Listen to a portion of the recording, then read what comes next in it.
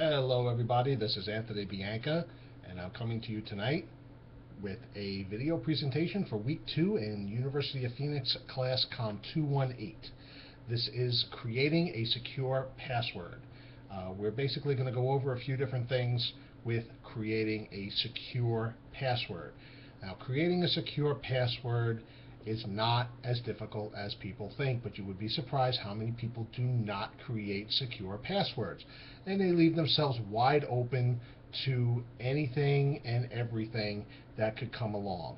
And basically all you have to do is leave a password unsecure and you're leaving yourself wide open to everything. You may as well give somebody your PIN number to your debit card and let them go to town, because that's exactly what's going to happen. So we're going to start over here with the basics. One of the basics is what makes a password strong or weak. Now, a strong password is going to be at least 8 characters long. It does not contain your username, real name, or company name. Now, I'm going to elaborate a little bit on that. When I say does not contain your username, real name, or company name, does not mean that you can't put a nickname or your child's name or your parent's name or something like that. Something that's easy to remember. You want to keep it as simple as possible for yourself, but difficult for somebody else. For example, my real name is Anthony. I could turn around and make Tony 14 if I really wanted to. Alright, so you don't have to go that crazy with do not do this, do not do that, okay? You do what works best for you, but there are certain formulas that you can use to keep it secure, alright? It does not contain a complete word. That is another way of keeping something securable, alright? Once again, Anthony down to Tony. If I wanted to, I can go TON and whatever number, or a portion of my last name, BIA123, for example. That's a good way of doing it. All right, so that's just 2 examples right there of what makes a strong password.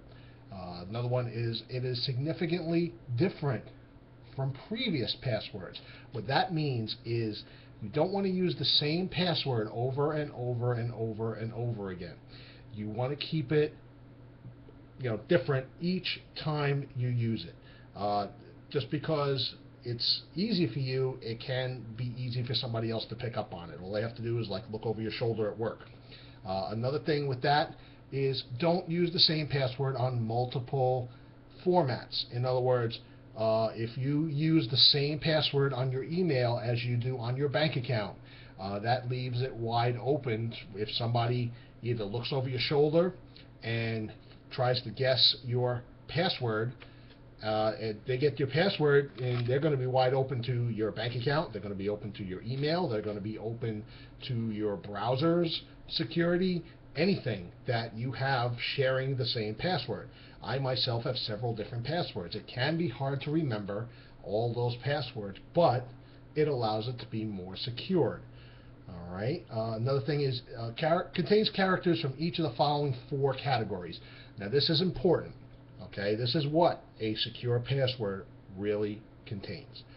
Uppercase letters, as you can see in the sample here, it's going to be, A, B, C, D, or E as a good example of an uppercase letter if you're not sure. A lowercase letter, A, B, C, D, E, and lowercase here. Numbers, we all know what numbers are, I hope. We've gone to college already, so we better know what numbers are. And your symbols. When I say symbols, if you look down at your keyboard and press the Shift key, you're going to come up with these symbols. This is just an example of the first 5 symbols. All right, there are other symbols depending on what type of keyboard you have and what type of country you're in. The foreign countries with different keyboards will have different types of symbol formats on their keyboard, so just keep that in mind. All right. Basically, you want to add at least one of all of these in your password. Alright, so transition back, and basically you want to keep it rememberable but difficult to crack. Okay, when I say difficult to crack, you're not going to make your password 1, 2, 3, 4, 5. Okay, don't do that. You'll be surprised how many people do that. Another thing if you have a router or anything that requires a password when you install it, many times you're going to find the username is admin and the password is password. Change them. Please change them. If you keep it that way, it just leaves it vulnerable. All right? You want to have at least one capital letter. You can use the capital letter of your first or last name. Use a portion of that. Make it with some numbers, at least one, maybe more, all right, depending on the length of your password that is required.